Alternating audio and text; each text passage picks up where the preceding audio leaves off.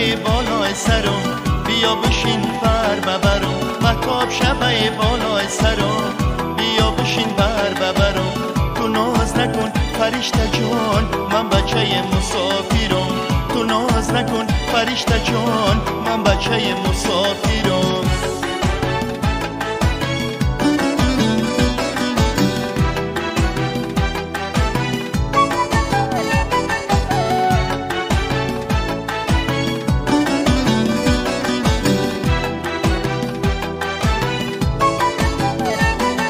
مهتاب و شب است من بخوابی مستم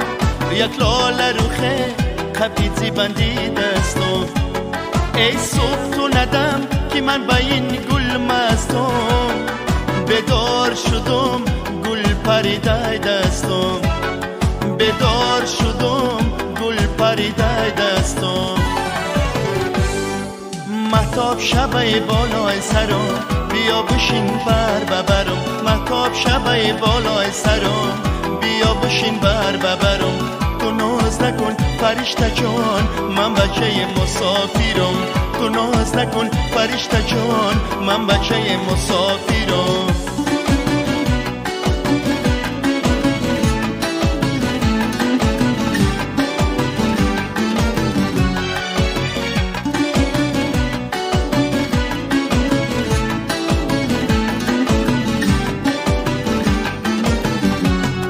مهتاب و شب است دریا نرخته چاله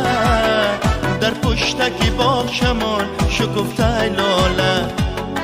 لاله لاله درون سیاهی داره این دختر بین جیگر مکرده پاره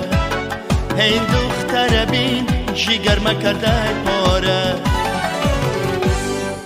مهتاب شبه بالای سرم بیا بشین بر ببرم مهتاب شبه بالای سرم بیا بشین بر ببرم تو ناز نکن فرشته جان من بچه مسافرم تو ناز نکن فرشته جان من بچه مسافرم